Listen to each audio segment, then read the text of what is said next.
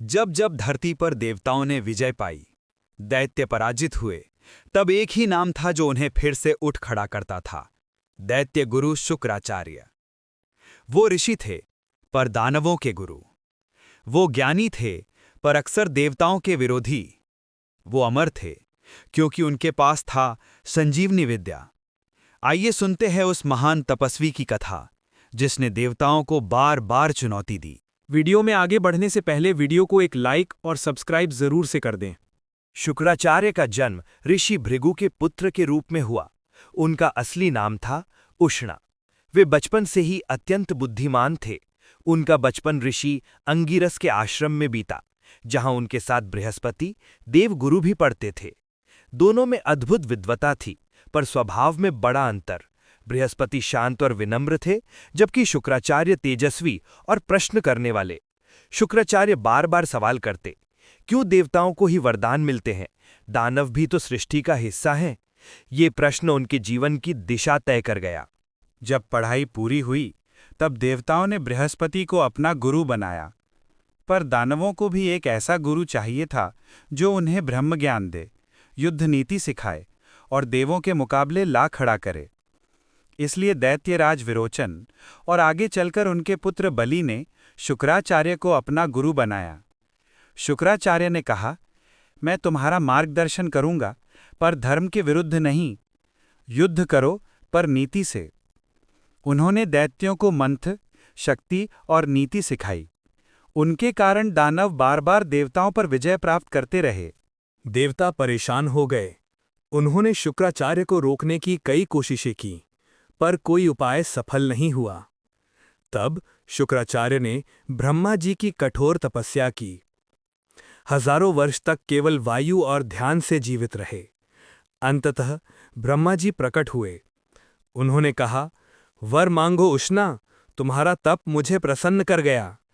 शुक्राचार्य ने कहा, हे ब्रह्मदेव, मुझे ऐसी विद्या दीजिए जिससे मैं मृत प्राणियों को जीवित कर सकूं। ब्रह्मा ने उन्हें दी मृत संजीवनी विद्या, यानी डेड रिवाइवल नॉलेज। अब युद्धों में जब दानव मरते, शुक्राचार्य मंत्र से उन्हें पुनः जीवित कर देते। देवता भयभीत हो गए, क्योंकि दानव अमर से हो गए थे। देवता इस विद्या को रोकने के लिए एक योजना बनाते हैं। इंद्र के पुत्र जयंत को शुक्राचार्य का शिष्य बनकर जासूसी करने भेजा गया। शुक्राचार्य ने जब तपस्या की, तब जयंत ने उनके मुंह में छिपकर विद्या सुनने की कोशिश की, पर शुक्राचार्य को पता चल गया। क्रोधित होकर उन्होंने जयंत को शाप दिया, तू सदैव धर्मी रहेगा और देवताओं को संकट में डालेगा। इस घटना के बाद शुक्राचार्य और भी सावधान हो। हर बार जब देवताओं और दानवों के बीच युद्ध होता, शुक्राचार्य दानवों को पुनर्जीवित करते।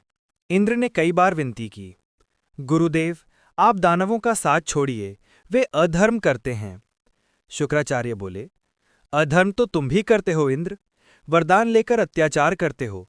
मैं उस पक्ष में हूं जिसे न्याय चाहिए। शुक्राचार्य के सबसे प्रसिद्ध शिष्य थे राजा महाबली। महाबली दानवी थे, पर अत्यंत दानशील और धर्मप्रिय। जब भगवान विष्णु वामन अवतार में आए, तो उन्होंने महाबली से 3 पग भूमि मांगी। शुक्राचार्य ने चिताया, राजन, ये कोई साधारण ब्राह्मण नहीं, स्वयं विष्णु हैं। ये दान तुम्हारे साम्राज्य का अंत कर देगा।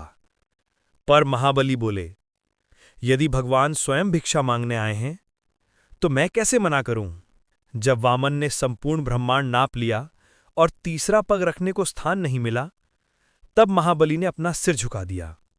शुक्राचार्य देख रहे थे, उनका शिष्य हार गया, पर धर्म में विजय पा गया। हार के बाद भी शुक्राचार्य शांत थे। उन्होंने कहा, जीत या हार मायने नहीं रखती, महत्वपूर्ण है नीति और धर्म के साथ खड़ा होना। शुक्राचार्य ने जीवन भर ये सिखाया, ज्ञान का उपयोग सत्ता के लिए नहीं, समाज के संतुलन के लिए होना चाहिए। उनकी शिक्षाएं आज भी शुक्र नीति के नाम से प्रसिद्ध हैं, जो राजनीति और कूटनीति का अद्भुत ग्रंथ है।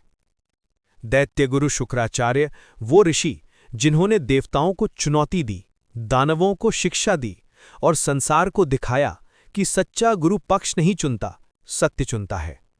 आज भी जब कोई अन्याय के विरुद्ध खड़ा होता है तो कहीं ना कहीं उसमें शुक्राचार्य की आत्मा बोलती है।